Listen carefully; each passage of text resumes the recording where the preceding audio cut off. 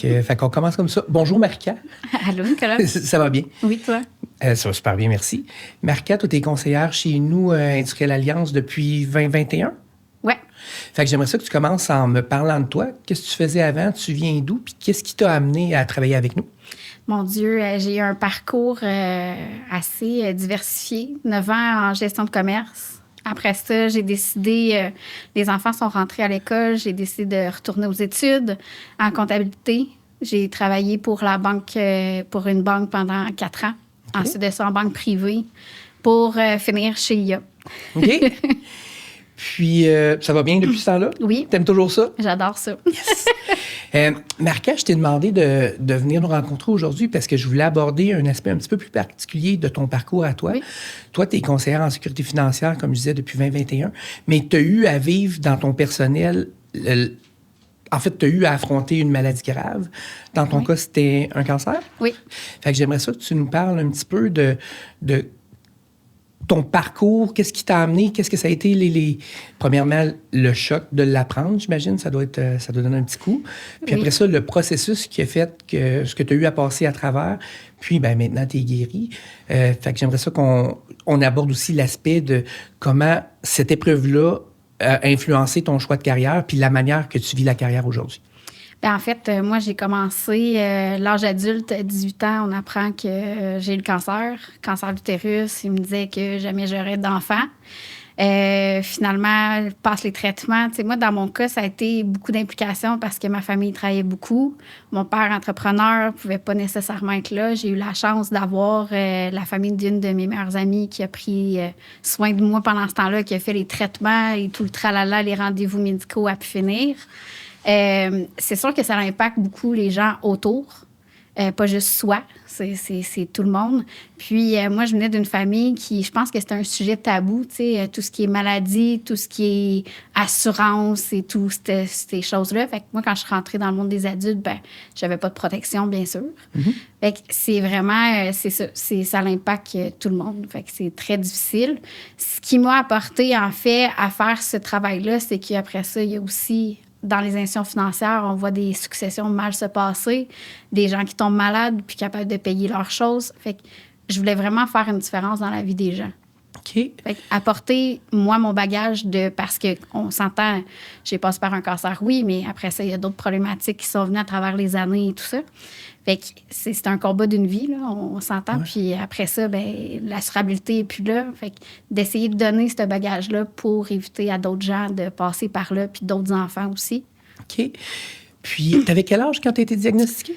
18 ans. En fait, quelques mois après mes 18 ans, j'ai appris. Mais tu sais, j'avais 16 ans quand j'ai commencé. Les tests, ça a pu finir. On ne trouvait pas ce que j'avais, là. Ouais. Puis, je suis curieux, comment ils t'ont appris ça? Ah, mais comment ça se passe? Puis, sans toi bien à l'aise de me dire c'est pas tes affaires, là. Mais comment ça se passe? Comment on reçoit ça, une nouvelle comme ça? C'est que le cancer, ça... Vous allez être sur le choc un peu parce que, tu sais, moi, j'ai été voir un médecin dans un CLSC en disant j'en peux plus. Ça fait 2 ans qu'on me passe des examens puis on me dit c'est dans ma tête. J'ai des douleurs, ça fonctionne pas. Puis là, elle me dit, bien, je vais faire venir ton dossier. Moi, j'ai fait tous les examens à Sherbrooke. Tu sais, c'est des super bons médecins, ils sont très compétents, c'est une bonne hôpital. Tu sais, on s'entend, les hôpitaux sont spécialisés quand même là-dedans, Sherbrooke, Montréal. Ce qui est arrivé, en fait, c'est qu'il y a 2 tests qu'elle n'avait pas fait, cancer des ovaires, cancer de l'utérus. Fait que quand elle a fait venir mon dossier, elle m'assoit, elle me dit, j'ai une bonne et une mauvaise, mais les 2 sont pas bonnes. OK, c'est rassurant. Fait comme, OK, attends, mais moi, je suis toute seule là, dans la salle. Tu sais, fait que dans son bureau, puis elle me regarde, puis elle me dit, la mauvaise, c'est que si c'est un cancer des ovaires depuis le nombre d'années que tu l'as, donc 2 ans, c'est pas bon signe. Ça veut dire qu'il y a des grandes chances que ça allait métastaser ailleurs. On soit obligé de tout enlever. Shit, OK. Bonne nouvelle, c'est que si c'est le cancer de l'utérus, t'es chanceuse, on devrait réussir à... par une opération ou un traitement, passer au travers. Après ça, le pire des choses qui peut arriver, c'est que tu n'aies pas d'enfant. Okay. Moi, je me voyais avec une grande maison, un chum, un mari, un chien, 4 enfants. Fait que ça change les plans? Puis, ouais. À 18 ans, comment on reçoit ça? Savoir que ces projets d'avenir, c'est pouf, du jour au lendemain, c'est plus possible? C'est très difficile. Puis, Tu sais, moi, je suis quelqu'un qui, tu sais, dans la vie, il n'y a jamais rien qui est grave. Sauf que là, puis je suis pas quelqu'un qui parle beaucoup. Donc, ça a été dur. Je l'ai vécu toute seule pendant quelques semaines à pas en parler parce que je savais pas de quel bord prendre ça. Fait que ma famille a été comme les derniers informés. Je savais pas comment leur apprendre ça. Je savais pas par où commencer. Fait que, ouais. Puis, c'était ça ma deuxième question, c'est comment on annonce ça? Est-ce qu'on veut garder ça pour nous? Est-ce que... Dans mon cas, je voulais pas en parler. Pas en parler faisant en sorte que ça n'existait pas. OK. C'était vraiment ça, je pense. Fait qu'il y a un stade d'adaptation, de dire, bon, OK, c'est là, il faut faire avec. C'est quoi la prochaine étape? Puis là, let's go, on se retrouche les manches, puis on y va, là. Mais c'est ça, c'est quelque chose. Puis, je te connais quand même depuis un bout. Fait que tu es une fille qui est quand même très active. Puis qui... Ouais. Fait que je me dis que quand tu étais jeune, 17-18 ans, tu devais être quand même une fille qui avait une vie aussi active, sinon plus qu'aujourd'hui. Oui. J'étais un petit gars manqué, là. Je venais de la campagne. On a grandi à la campagne. Fait que j'ai fait du sport à pu finir. Fait que, je pense que mes parents s'attendaient jamais à ce qu'un de leurs enfants passe par là avec on avait une belle vie, là. Je veux dire, j'ai fait soccer, volleyball, omniball, nomme-les toutes, là. Tout ce qui avait un ballon, je pense que j'ai touché, là. Okay. Fait que c'est vraiment arrivé du champ gauche, là. Personne ne l'a vu venir. Puis, y avait-tu des antécédents de ta famille? Ou c'était vraiment effectivement, quand je dis souvent, on n'en parle pas, puis dans ces années-là, encore moins, c'était un sujet tabou. Plusieurs années, quand moi, j'ai décidé d'en parler, là, c'est là que les antécédents, là, j'ai su que c'était de génération en génération, mais personne n'en parlait, tu sais. Fait que c'est là où est-ce que moi, je voulais aussi faire une différence, dire c'est important de sensibiliser les gens à en parler. Parce qu'on pense pas que ça va arriver, on pense tout que... Moins aujourd'hui, mais tu sais, le cancer, moi, je me rappelle, dans ma tête, quand j'étais jeune, c'était toujours... mon grand-père, il allait peut-être avoir un cancer. J'avais des oncles ou du monde, des cheveux blancs qui avaient des cancers. C'était pas... Jamais dans ma tête, ça m'aurait passé dans la tête de dire... à 18 ans, est-ce que c'est quelque chose qui pourrait m'arriver? Surtout que toi, tu faisais du sport, tu jouais au soccer, comme tu dis, tout ça. C'était pas une question d'une mauvaise hygiène de vie, là, mais pas du tout, là. Puis, tes parents, comment ils ont pris ça? Mes parents, deux réactions à l'extrême opposé. Mon père a fait, OK, bon, mais c'est par où est-ce qu'on s'en va, puis comment ça va fonctionner. Ma mère, c'était... encore aujourd'hui, c'est difficile d'en parler de la maladie. Puis on dirait que pour elle, c'est un bouton de gros panique. Là. Les émotions, elle vient tout mêler, elle vient étouffer par en dedans. Fait que c'est encore difficile d'en parler aujourd'hui. T'sais.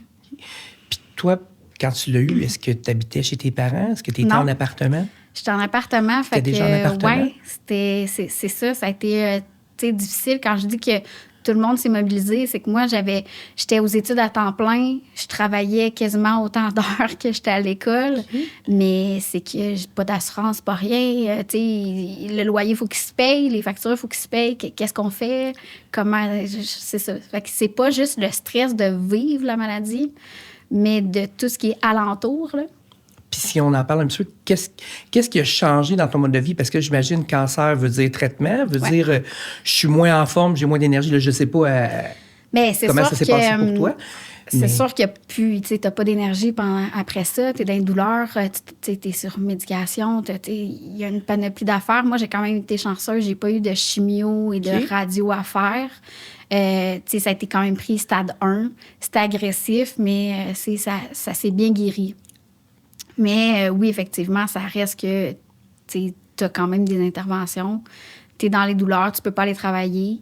C'est ça, j'allais dire. Comment ça se passe pour ton quotidien? Là? Est-ce que ton employeur te dit, ben vas-y, prends le temps que tu as besoin? J'imagine que ça doit être écoute, j'étais tellement dépassée. Moi, ça a été... j'ai tiré la plug sur tout. OK. Moi, les parents de ma meilleure amie m'ont dit, viens vivre à la maison. Là, j'étais là, un petit peu, là. Mais ouais, ils ont vraiment... Je le dis, là, moi, j'ai une deuxième famille, là. J'ai 3 autres sœurs, un autre frère. En plus de mes vrais parents et ma vraie sœur, tu sais, ils ont vraiment fait une différence dans ma vie.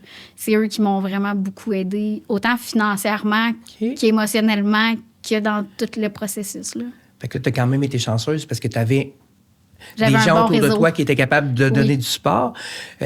Pas avoir eu ça, est-ce que tu aurais été capable de le vivre de la même façon ou là, financièrement, ça aurait été plus difficile? Bien, honnêtement, je sais pas comment j'aurais pu faire. C'est parce que tu n'as pas la tête là pour travailler. Tu n'es pas physiquement, puis mentalement, tu n'es pas là. Parce que souvent, pour avoir rencontré des clients puis n'avoir déjà parlé, surtout des gens qui sont plus jeunes, eux sont convaincus que non, mais je vais être capable pareil, là, je vais faire mes traitements de chimio, mais je vais ralentir, mais je ne serai pas dépendant. Là, je veux dire, ça sera pas si pire que ça. Je suis jeune, je suis en forme, ça m'arrivera pas. Puis quand ça arrive, ils ont encore le réflexe de dire non, mais c'est pas grave. Là, oui, là, je vais peut-être avoir des traitements, mais ça se guérit bien quand même aujourd'hui. Puis il n'y a pas d'impact financier pour ça. Ça peut être long. Là. Moi, j'ai pas fait de chimio, puis ça m'a quand même pris 1 an, là, me relever. Un an sans travail? Oui. OK. Puis est-ce que tu avais les économies? Est-ce que tu avais... Moi, j'étais aux études en plus de travailler. Fait que, j'avais pas vraiment... On s'entend, là... Elle a 18 ans. Les sous que je faisais, ils s'en allaient dans les études, puis dans l'appartement, puis dans mon train-train de vie, là. Okay. Fait que non, c'est pour ça qu'une chance que j'ai eu des gens, mais... On s'entend, souvent, on met des économies, mais on ne veut pas non plus s'en servir pour ça. Là. Je veux dire, même si on s'en sert, je veux dire, ça coûte cher. Là. Moi, j'ai été chanceuse dans ma malchance, mais c'est pas toujours le cas. Là. Parce que, souvent, c'est une autre chose qu'on entend beaucoup. On est au Québec ici, fait que les traitements sont gratuits. On a l'assurance maladie, fait que nos traitements à l'hôpital, tout ça, on paye pas ça de notre poche. C'est pas vraiment je vois ton sourire. C'est pas tout à fait comme ça que ça fonctionne. Non, fait que dans la vraie vie, mettons, comment ça se passe? Parce que les traitements au Québec, c'est payé normalement. Fait que c'est quoi les frais? Où est-ce que ça se passe? Où tu te dis, financièrement, à part mon appartement, parce que je peux plus travailler, là, mais passer à travers d'une maladie, c'est quoi les frais qui sont pas couverts? Ou si demain matin, je réfléchis à ce qui pourrait m'arriver, ça serait quoi les trucs qu'il faudrait que je prévoie ou les choses qu'il faudrait que je mette en place pour dire... Je vais être capable d'avoir financièrement un support suffisant pour pouvoir, si jamais ça m'arrive ou un de mes enfants, être capable d'affronter l'épreuve sans avoir besoin de me casser le bessic avec comment je vais payer mon épicerie. Là. Et c'est sûr que je vais revenir encore. Moi, j'ai eu de la chance parce que mes traitements étaient entièrement payés. Par contre, c'est tout le alentour. T'sais, si on y pense, là, les gens qui ont été obligés de ne pas aller travailler pour venir avec moi dans mes rendez-vous, après les traitements, je ne pouvais pas conduire. Il y a eu plus d'impact. Il n'y a pas juste de l'impact dans mes poches à moi, mais dans les leurs.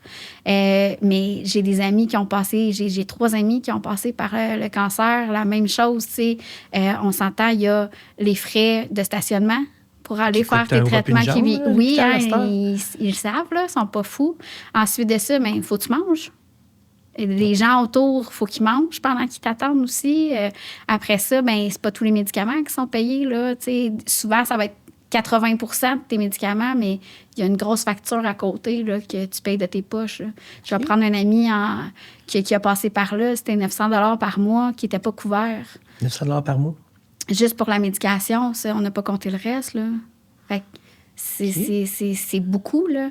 Là, je t'ai dit que tu as, exemple, une invalidité qui te paye à 60 de ton salaire, puis je te rajoute 900 en plus par-dessus, plus le voyagement, plus le restaurant, tu sais. C'est là qu'on n'a pas conscience que ça coûte cher être malade, là. Plus le stress d'avoir besoin de passer à travers mes traitements puis de gérer tout ce truc-là. Tu n'as pas envie de te casser la tête, là, financièrement, quand tu es malade, là, faut que tu gardes le moral puis la tête pour te guérir, tu sais. Tu sais, il y a quelque chose que tu as dit qui m'a accroché, c'est souvent comme toi, mettons, tu avais des traitements à l'hôpital. Fait que comme tu disais, tu peux pas conduire ton véhicule parce que tu viens de subir un traitement, tu n'es pas physiquement capable de chausser ton véhicule. Donc, la personne qui t'accompagne, c'est à sa charge à elle. Ça veut dire que si moi, je suis obligé de m'absenter de mon travail pour t'accompagner parce que je tiens à toi, tu es quelqu'un d'important pour moi, fait que je vais être là pour t'aider dans ton épreuve, il y a une perte financière pour toi parce que tu es malade, mais il y en a une pour moi aussi parce que je m'absente de mon travail. Puis comme c'est une absence volontaire, si j'ai un collectif, il ne paye pas. Fait que j'ai double perte, mettons, si on est dans un couple. Maman est à l'hôpital, papa est avec maman à l'hôpital, là, il n'y a plus de revenus du tout pour la maison. Ça, est-ce que c'est quand même assez fréquent, ça? Il y a quelques années, ils pensaient que c'était revenu. Puis là, aujourd'hui, j'ai 2 enfants. J'ai eu mes 2 petits miracles de la vie. Mais je me disais, mon Dieu, repasser par là avec des enfants, c'est plus juste une perte aussi pour les gens autour, mais là, c'est qui va aller chercher les enfants à l'école ou à la garderie? Qui va s'en occuper, faire le souper quand moi, je serais plus capable de le faire, le souper? Parce que c'est beau, le conjoint, mais à un moment donné, le conjoint, il s'occupe de toi, il s'occupe de la maison, là, il s'occupe des enfants, il faut qu'il travaille. C'est ça. Moi, j'aurais aimé ça qu'on me parle bien avant de maladies graves puis de protection qui existait, qui ferait en sorte que ça aurait couvert le salaire de quelqu'un d'autre pendant ce temps-là. Cette perte-là, vu que moi, dans mon cas, j'avais pas de traitement. T'sais. Puis, c'est un autre point que tu amènes maintenant que tu as des enfants, mais j'imagine que si c'est un enfant qui est malade, l'effet il est double parce que oui. J'imagine que si ta fille est à l'hôpital, ben maman puis papa vont vouloir aller à l'hôpital pour l'aider. Puis nous autres, on habite à Drummondville. Fait que comme tu disais tantôt, toi, c'était Sherbrooke, souvent à Montréal, Trois-Rivières. J'étais entre les deux. Fait que ça implique déplacement aussi, peut-être la nuit là-bas, parce que tu ne peux pas laisser ton enfant à l'hôpital, c'est en bas âge. Mais moi, j'ai eu un couple d'amis, je pense que ça, personne ne veut le vivre, que leur fille a eu la leucémie. Moi, je te dirais que tout le alentour, je sais pas si on a bu de la mauvaise eau, ou mais bref, on est plusieurs à avoir passé par là. Puis j'avais un couple d'amis que leur fille de 7 ans a passé par la leucémie. À Sainte-Justine, leur fille là-bas, ils ont 2 autres garçons. Je vais dire que c'est dur sur un couple. Aujourd'hui, ils sont plus ensemble. Là. Après tout ça, aujourd'hui, elle va bien. Mais ça implique que papa doit continuer de travailler. Maman est plus faible revenu. Maman va aller s'occuper de l'enfant là-bas. Mais il n'y a pas plus la tête, là. Ben, c'est sûr que tu ne dois pas avoir envie d'aller travailler pendant que ta petite est en train de se battre pour sa vie là-bas. Non. Puis les 2 autres? Effectivement. Parce qu'il y avait 3 enfants, les 2 autres, qu'est-ce que je fais avec? Il manque d'attention pendant ce temps-là. Tu sais. Mais ils sont là aussi. Fait que là, il faut que je trouve une gardienne, il faut que je trouve un plan B. Fait que là, on revient à ton support familial que tu avais tantôt, toi, parce que tu avais des gens qui t'aidaient et qui étaient là pour toi. Mais si j'ai pas ce réseau-là, qu'est-ce que je fais? C'est quoi mes solutions? C'est très difficile. C'est dur aussi sur le couple parce que à un moment donné, c'est t'en veux un peu à l'autre personne. Je pense que, tu sais, pour avoir jasé avec eux autres, c'est t'en veux à ta conjointe d'avoir ces moments-là privilégiés avec ton enfant qui est malade, que tu sais pas si elle va passer au travers pendant que toi, tu es en train de te casser au travail. Là. Fait que, ouais. Fait que, tu sais, moi, c'était ça mon but en venant travailler chez Industrielle Alliance, c'était de dire, je veux apporter le bagage de tout ce que j'ai vécu, tout ce que les gens autour de moi ont vécu, puis dire, ben oui, ça fait une différence. Puis, justement, toi, parce que tu as passé là, est-ce que tu penses que c'est des discussions différentes? Parce que quand les gens disent ça arrive pas, tu es capable de leur dire ça arrive pas. Bien, j'essaie toujours de l'apporter en joke. T'sais, souvent, je les appelle mes super-héros, là, mes gars dans vingtaine, souvent, c'est ça. Là. Ils seront jamais malades. Il n'y a rien qui va leur arriver. Ils sont en forme, ils font du sport, les gars de construction. Fait souvent, je fais la blague. Hey, je peux t'emprunter ta boule de cristal, tu sais. J'aimerais ça te l'emprunter, moi, savoir ce qui va arriver l'année prochaine. Puis là, souvent, la conjointe part à rire, puis le gars, il me regarde en voulant dire « t'es nounoune ». Mais c'est ça, c'est qu'on pense tout que ça nous arrivera pas. Puis on pense que l'avenir est dessiné, mais c'est loin d'être ça, là. Puis, comment tu amènes ça aux gens parce que j'imagine, est-ce que tu es à l'aise? Est-ce que tu parles de ton histoire avec les clients? Bien, moi, je me suis dit, au début, un petit peu moins. Okay. Je trouvais ça difficile d'en parler parce que, veux pas, tu vis une émotion. C'est personnel. Mais je me suis dit, si moi, je me livre aux gens, ben c'est plus facile pour eux de s'ouvrir aussi, tu sais. Puis, je me disais, ma mission, c'était de venir faire une différence. Ben comment je peux la faire? C'est en racontant mon histoire. Ouais. Pour moi, je pense que c'est un atout de dire, ben écoute, je suis passée par là, puis j'ai plus pris ça comme une mission pour aller justement aider les gens pour qu'ils comprennent ce que c'est, puis ce que ça implique, puis tout ce que c'est pourquoi je suis là. Mais est-ce que, comment je pourrais dire ça? Il y a 2 types de personnes dans la vie. C'est ceux qui s'apitoient, puis qui, tu sais, hey, c'est triste, puis, tu sais, je te dirais que je l'ai faite, là. Comme tout le monde, j'étais humaine. Aujourd'hui, j'ai décidé de prendre ça, puis de dire, c'est une force, puis je parle de ça comme si c'était arrivé au voisin, mais souvent, je me le fais dire, t'es bonne, tu sais, de raconter ça, puis on dirait que c'est pas toi qui l'as vécu, mais parce que cette émotion-là, je l'ai transformée en autre chose. OK. Fait que c'est une expérience, puis je me dis, chaque expérience, qu'elle soit traumatisante ou pas, bien, elle t'apporte, elle apporte la personne qui est aujourd'hui, puis t'en fais une force, là. Mais là, tu as battu un cancer, 2 cancers. Mais en fait, tu as eu des enfants quand tu n'étais pas supposé d'en avoir. Fait que, ça aussi. Je pense que tu t'en sors pas pire. Puis tu réussis à avoir une belle carrière aujourd'hui. forgé par ces épreuves-là que tu as eues. Oui. Est-ce que tu sens que tu atteins ton but? Est-ce que tu sens qu'il y a cette réceptivité-là Oui. dans les clients que tu rencontres? Puis même, comme tu dis, des fois, des gens boqués, est-ce que tu es capable de leur faire comprendre l'importance ou au minimum qu'ils se posent la question, si ça m'arrive demain matin, qu'est-ce qui se passe ou comment ça va se passer? Est-ce que tu sens que les gens sont réceptifs à avoir ces discussions-là quand tu les rencontres? J'en ai eu là, dans 4 ans, là, je veux dire, j'en ai eu des gens qui étaient fermés puis qui ne voulaient pas d'entendre parler. Puis j'ai dit, tu sais, moi, ma mission, c'est de te parler de tout ce qui existe. Après ça, que tu le prennes pas, je suis pas là pour faire pitié. Je suis là pour t'expliquer qu'est-ce qui pourrait t'arriver. Mais effectivement, ça se peut que ça t'arrive jamais, puis tant mieux, tu sais. Mais j'en ai eu là, des clients qui me disaient, hey, moi, je crois pas à ça, mais c'est quoi, je vais le prendre pour mes enfants. Ouais. Fait que, ils l'ont pas pris pour eux, mais ils l'ont pris pour leurs enfants. Et je me suis dit, au moins, ma mission numéro 1, c'était de dire, l'enfant qui va rentrer dans le monde des adultes, exemple comme moi, ben, il va être protégé. Puis, je parle beaucoup, et là, je m'aventure dans des produits, là, mais module pour enfants, moi, c'était quelque chose qu'on m'avait jamais parlé. Parce que au travers de la maladie, tu sais, cancer, des masses cancéreuses dans mes seins, après ça, l'endométriose, en tout cas, bref, j'en passe. Mon fils il est né de très grand prématuré, donc arrêt cardiaque, arrêt respiratoire. Okay. Fait en sorte qu'il n'est pas assurable aujourd'hui, tu sais. Parce que, bon, on a été dans les investigations, puis dans les tests, ça a pu finir. Mais j'aurais aimé ça aussi qu'on me parle que je pouvais être enceinte puis protéger mon enfant. Parce que le module enfant, c'est une assurance qu'on met avant la naissance de l'enfant. Donc, qui fait que si ça a été en place, puis l'enfant viendrait au monde avec une problématique de santé, bien, la compagnie d'assurance peut pas le refuser. Effectivement. Si on prend une assurance, bien, comme l'assurance est basée sur l'état de santé au moment où on contracte le produit, bien, on pose des questions de santé, puis s'il n'est plus assurable parce qu'il y a eu une problématique de santé comme ton fils, bien, on peut plus, puis c'est fini à vie, là. Effectivement. Ou en tout cas, jusqu'à temps qu'il soit un jour assurable. Mais ça, on peut attendre longtemps. Tu sais, moi, ça a été ça. À chaque fois, je me disais, je vais pouvoir m'assurer. Bien, il y a eu d'autres pépins, tu sais, parce qu'on s'entend. C'est rare que ça vienne juste avec une maladie, puis qu'après ça, c'est fini, puis on balaye ça, puis ça n'existe plus. Et souvent, quand on commence d'avoir des soucis de santé, bien, c'est pas juste un, c'est quelques-uns à travers les années, puis plus qu'on vieillit, plus que ça rampire. Fait que puis souvent, on pense pas à ça quand nos enfants sont petits, parce qu'on se dit qu'on a du temps, puis l'assurance, c'est jamais quelque chose de sexy, puis jamais le fun.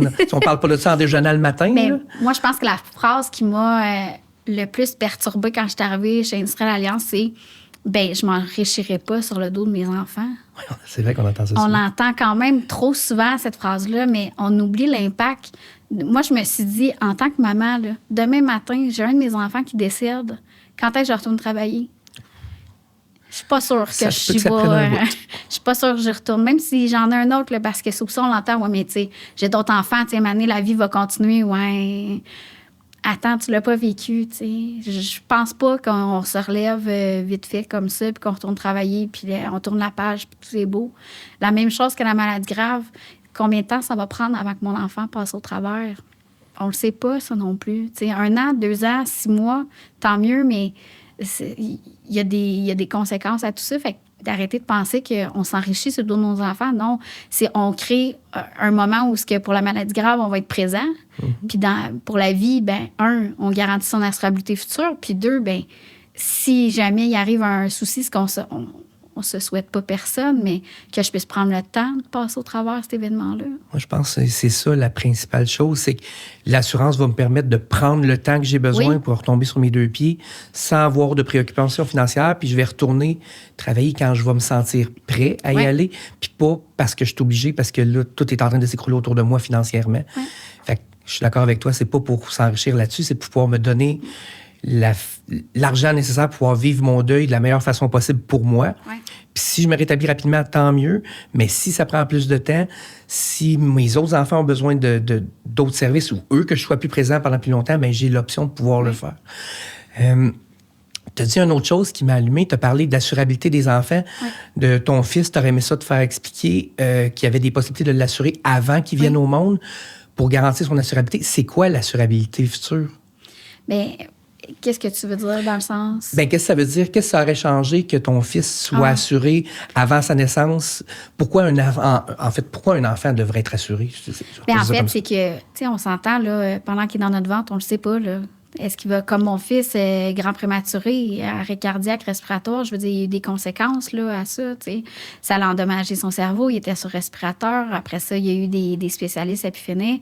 Mais s'il y avait eu cette assurance-là, c'est qu'aujourd'hui, il serait assuré. Fait que s'il arrive autre chose, bien, on pourrait l'utiliser, cette assurance-là. Okay. Mais c'est que plus tard, parce que moi, il y a eu des médications qui font en sorte que pour les compagnies d'assurance, on s'entend, il y a un gros bouton rouge. Ouais, là. ils n'aiment pas beaucoup ça. Ils n'aiment pas beaucoup ça. Fait que ça fait en sorte aussi qu'à son 25e anniversaire, à la limite, on peut transformer cette assurance-là à 5 fois le capital initial. Fait que c'est quand même un gros avantage que ce que j'ai pas, tu sais, en ce moment-là. OK. Parce que ton enfant soit assuré, ça y garantit aussi que plus tard, ce produit-là, il va pouvoir le conserver. Parce que quand on est jeune, on s'entend, le but principal d'avoir une assurance, c'est que si jamais il arrive quelque chose, le parent soit capable de se revirer de bord puis qu'il y ait des options financièrement. Mais avoir une assurance me permet aussi de garantir mes projets futurs parce que je vais vouloir m'acheter une maison, je vais vouloir faire des prêts dans ma vie. Puis souvent, les compagnies, que ce soit pour une maison, que ce soit pour financer un champ, ils vont me demander de prendre une assurance pour être sûr que si jamais il m'arrive quelque chose, leur prêt est payé. Mais si je ne suis pas assurable, ça va être difficile de contracter un prêt pour m'acheter une maison parce que je ne peux plus donner cette garantie-là à l'institution financière parce que mon état de santé ne me le permet pas. Alors que si je l'avais fait quand j'étais petit, avant que mes diagnostics soient arrivés, bien aujourd'hui, j'aurais un montant que je pourrais donner à la garantie qui me permettrait de m'acheter une maison, de contracter un prêt pour une voiture, d'être financé pour n'importe quoi. Mais cette option-là n'est plus là. Plus loin que l'assurabilité, c'est que souvent, on oublie qu'on hypothèque nos enfants quand on a des problèmes de santé. Tu sais, comme moi, là, cancer de l'utérus, là, j'ai des masses cancéreuses dans mes seins. Tu sais, ça fait en sorte que moi, j'ai une fille. J'ai un gars, une fille, puis ma fille, ça fait que je peux te dire qu'avant d'avoir été consultée, on a fait « Hey, let's go, on prend les protections, on l'assure au maximum. » Puis aujourd'hui, je suis vraiment contente parce que si elle veut reprendre des assurances plus tard, là, bien moi, mes antécédents viennent la bloquer, elle, parce qu'elle a 50 % de chance de les développer. Là. Parce que ça se transmet de mère en fille. C'est héréditaire. Parce que maman l'a eu, quand elle va vouloir s'assurer, ils vont lui poser des questions, puis si elle a le gène, c'est fini pour elle aussi. Bien, gêne, pas gêne, parce qu'elle peut ne pas avoir fait les tests, puis, tu sais, même si elle les a fait, je vais te dire, honnêtement, à la minute qu'il y a un cancer, il y a eu un cancer héréditaire dans la famille, on se le cache pas, tu sais, les compagnies, c'est une grosse gestion de risque, là. Oh oui, c'est 100%. Ça. Fait que je pense que c'est ça. Il faut en parler plus, puis il faut être conscient que c'est pas juste, encore là, comme s'enrichir, c'est dire, je garantis que mon enfant, peu importe ce qui va m'arriver, il va être couvert plus tard, puis il va pouvoir avoir une maison, il va pouvoir avoir tous les projets qu'il veut. Je lui donne l'option de pouvoir l'avoir, parce que c'est toi qui as eu la condition, mais de la manière que ça fonctionne, c'est qu'ils vont étudier maman pour pouvoir accepter la fille. Puis si ta fille, maman, elle a eu des antécédents, ça peut qu'elle ait avec des restrictions. Fait que le fait de faire ça jeune lui permet qu'elle, ces restrictions-là, elle ne sera pas bloquée pour pouvoir avoir ça. Ouais. J'avoue, souvent, on pense pas à ça parce que nous, on l'a vécu, mais on pense pas aux autres en arrière qui vont vivre la conséquence de ce que nous autres, on a vécu. Mm-hmm. J'avoue. Puis est-ce que ça, c'est un discours que tu sens qui est entendu par les gens avec qui tu rencontres? Il y a beaucoup plus de perception parce que je pense que les gens ne le réalisent pas jusqu'à temps que tu en parles, tu sais, des antécédents familiaux. Puis souvent, on la pose la question dans la déclaration, mais les gens, ils comprennent pas tant pourquoi qu'on va dans père, mère, frère, sœur, tu sais. Puis là, quand on explique que les antécédents familiaux viennent entacher le dossier de l'enfant, bien là, à ta peu, on n'avait pas vu ça comme ça. Pourtant, la question est claire, mais il n'y a pas d'explication dans le questionnaire. T'sais. Mais tu sais, quand tu ne connais pas ça, tu ne travailles pas là-dedans, tu ne sais pas. Là, moi, c'est mon domaine. Fait forcément, j'ai des connaissances que j'ai acquises pour pouvoir faire ça. Mais quelqu'un qui ne vit pas de ça comme nous, qui n'est pas là-dedans, ne peut pas avoir cette préoccupation-là. Puis souvent, tu l'as parce que quand tu tombes face à face avec la maladie, puis là, tu prends... On m'en avait parlé, mais je ne pensais pas que c'était comme ça. Puis là, tu prends conscience. Puis souvent... Moi, j'en ai eu, je ne sais pas si toi t'en as eu, mais j'ai eu des appels de gens 1 an, 2 ans plus tard qui me disaient « Hey, finalement, tu m'avais parlé de quelque chose. Là, on peut-tu? » Parce que je dis « Ouais, ben oui, on peut se rencontrer, mais pourquoi tout à coup, t'es curieux? » Ben, c'est ça. Ben là, c'est parce que je viens d'avoir mon médecin, puis il m'a dit que peut-être, il faudrait que je passe des tests. Je suis comme « Ouais, mais là, il est trop tard, là, je peux plus. » là. Ou... Si on est chanceux, ben c'est parce qu'ils te parlent de quelqu'un qui est proche d'eux, genre ma cousine ou ma chum de fille qui viennent d'avoir quelque chose, puis là, ça vient de sonner une cloche. Puis là, ils font le lien entre ce que tu leur avais parlé, puis la carence qu'ils ont dans leur dossier, puis ils disent « Oups, là, j'avais pas cette écoute-là, tout à coup, là, je l'ai parce que là, j'ai quelqu'un de proche qui vient de, le vivre. » C'est sûr que c'est souvent ça, hein, quand on voit quelqu'un proche de nous le vivre, c'est là qu'on a le sentiment d'urgence. Mais tant qu'on ne l'a pas vécu soi-même ou tant qu'un proche ne l'a pas vécu, qu'on n'a pas d'émotion rattachée à ça, je pense qu'on se dit que ça arrive juste aux autres. Là. Mais c'est dur de s'imaginer ça. Tu sais, tu me contais ton histoire tantôt, puis c'est comme... Ben, même les médecins, ne passaient pas ces examens-là parce qu'ils disaient en bas de 21 ans, c'est quasi impossible. Fait que si les spécialistes même ne te font pas passer ces examens-là parce qu'ils te disent tu n'as pas l'âge pour ça, imagine les clients, imagine les gens, tout le monde, en fait. Là. Puis là, la statistique à jour, c'est quoi? C'est une personne sur 3, une personne sur 2 qui risque d'avoir une maladie grave à 65 ans? C'est une sur 2. Une sur 2? Fait que toi, tu l'as déjà fait. Fait que c'est moi le prochain sur la liste. Fait que c'est quand même intense, là, une personne sur 2. Puis je pense, puis là, on en parle aujourd'hui, mais je pense que c'est le produit d'assurance qui est le moins connu. Ouais. L'assurance vie, tout le monde connaît ça. Souvent, les parents, à la naissance, vont avoir le réflexe de prendre une assurance vie pour le petit, une grosse, une petite, c'est pas important. Ouais. Mais l'assurance maladie grave, c'est probablement la seule assurance qui va te payer, toi, de ton vivant, qui va toucher ta qualité de vie à toi. Ouais. Parce que si je me prends une assurance vie, c'est pour ma famille, c'est pour ma conjointe, c'est pour ceux que je vais laisser derrière, parce que moi je suis mort, c'est pas moi qui vais en profiter. Mais en prenant une assurance vie, je m'assure que je ne laisserai pas de dette, puis je vais laisser une belle qualité de vie à mes enfants.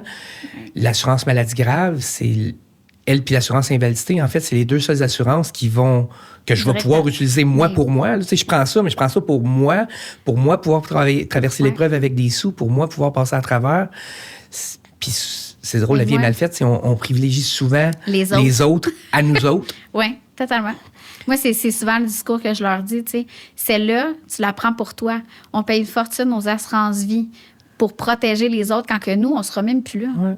Après ça, on s'assure, assurance maison, auto, on les prend toutes. Ça nous coûte une fortune, puis on se casse pas la tête, puis on se demande pas si on en a vraiment besoin ou si on va s'en servir un jour. Mais pourtant, on la prend parce qu'elle est obligatoire, entre guillemets, tu sais.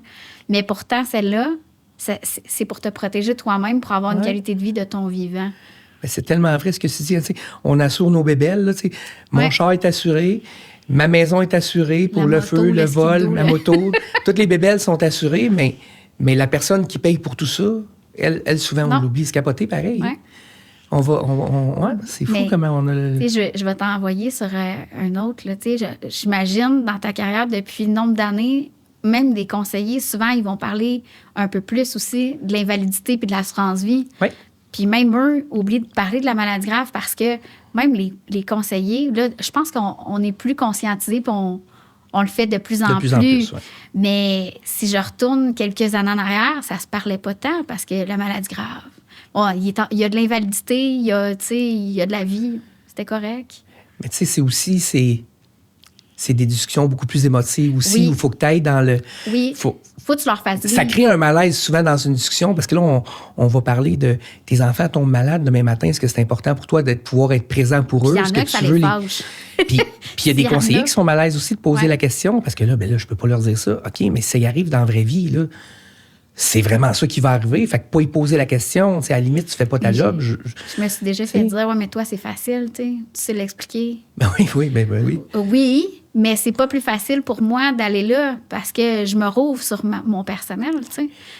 C'est pas évident. Puis, il y a 2 ans, quand je passais des tests à pu finir parce qu'on trouvait pas ce que j'avais, moi, te le dire, que parler de maladie grave, là, ça me posait un petit problème, une petite boule, une petite émotion, tu sais. J'en doute pas. Mais je gardais ma mission, puis je gardais mon focus, mais je me dis, notre mission, c'est ça.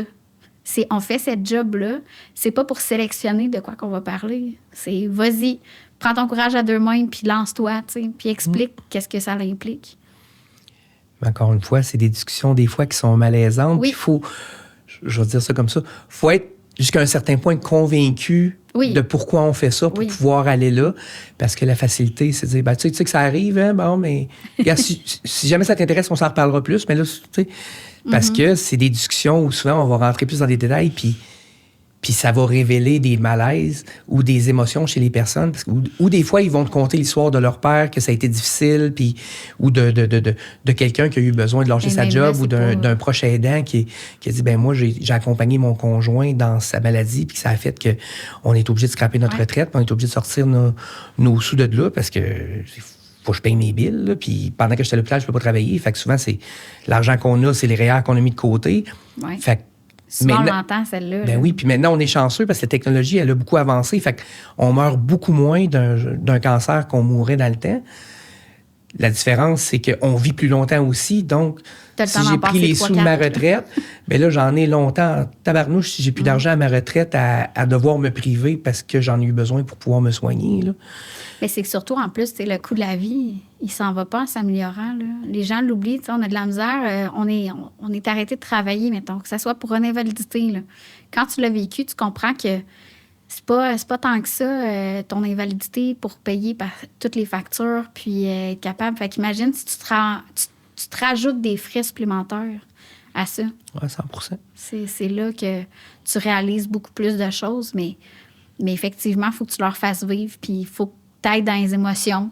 Ce qui est pourtant pas nécessairement ma tasse de thé. Je suis pas nécessairement la meilleure avec les émotions, mais je pense que pour ça, oui, pour l'avoir vécu. T'es pas, je pense que tu es capable d'aller là sans nécessairement aller dans la grande émotion, mais c'est de leur faire vivre, c'est de leur dire « Parfait, toi, c'est quoi ton plan? Si ça arrive, c'est quoi vous faites? » OK. C'est plus des échanges. Comme des mises en situation, dans le fond, parce que si ça t'arrive, il va vraiment falloir que tu te poses la question. Puis fait souvent, que même si la poser avant qu'après. Oui. Puis les gens, ils se sont pas posé cette question-là parce que ça leur est pas arrivé. Fait que sans aller dans l'émotion, je pense que c'est de poser la question, puis c'est de les faire réfléchir, puis de leur dire, mais c'est quoi ton plan B? Bien, j'ai jamais pensé à ça. C'est quoi ton plan A? C'est quoi ton plan C?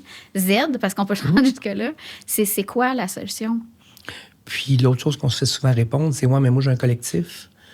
Fait que j'en ai pas besoin, tu sais. » Fait que comment tu réponds à quelqu'un qui dit « Ouais, mais moi, j'ai un collectif. Fait qu'à la job, j'ai quelque chose. Là, je sais pas en détail c'est quoi, mais nous autres, on est blindés. À la job, on a un bon collectif. » Mais c'est que souvent, on se fait dire qu'on est blindé par notre employeur, par les par le...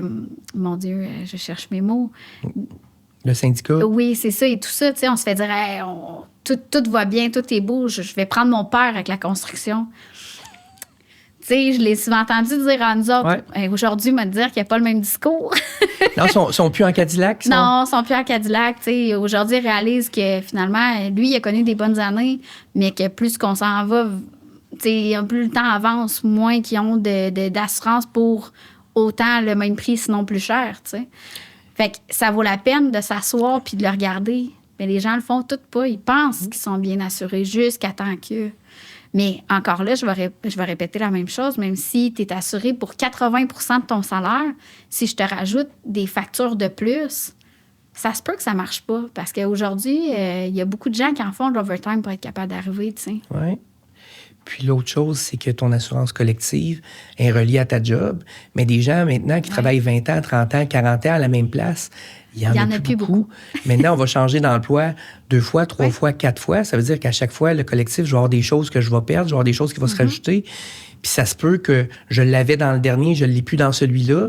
Puis si je change de job, puis je change d'assurance, bien ça se peut que si jamais j'ai à faire face à un truc comme ce que tu me disais tantôt, ben ça se peut que ma protection soit plus ou moins adaptée à ce que j'ai besoin présentement. Je pense qu'en 2025 aussi, les gens, ils veulent tous être entrepreneurs. Ils veulent tous s'en aller à leur compte. Ils ont des idées, puis c'est correct, mais on oublie qu'on n'a pas de collectif là non plus. En travailleur autonome? Oui. Ah, travailleur autonome, tu n'as plus rien. Tu n'as plus de chômage, tu n'as plus de protection de ton employeur. C'est tout toi qu'il faut qu'il fasse. Mais pourtant, la majorité oublie de se protéger. En maladie grave, il n'y en a pas beaucoup. Il n'y en a pas beaucoup. Ni en invalidité, parce que c'est pas tant parler que ça qu'un travailleur autonome peut avoir une invalidité sans avoir un collectif. T'sais. Fait que tout ça, c'est ça. C'est encore là notre job d'en parler beaucoup, mais je trouve que c'est encore des sujets un peu trop tabous. OK. Bien, merci de prendre le temps de venir démystifier ça avec nous aujourd'hui. Puis... bien, Marie, on va pouvoir mettre tes coordonnées au bas de l'écran aussi. S'il y a des gens qui veulent avoir plus d'informations pour la maladie grave ou pour d'autres protections avec toi, bien, on va pouvoir les inviter à prendre contact avec toi pour pouvoir s'équiper, pour être sûr que si jamais il leur arrive quelque chose, eux autres aussi soient en mesure de financièrement passer à travers. Fait que, bien, merci beaucoup pour ta présence aujourd'hui. Merci à toi, Nicolas.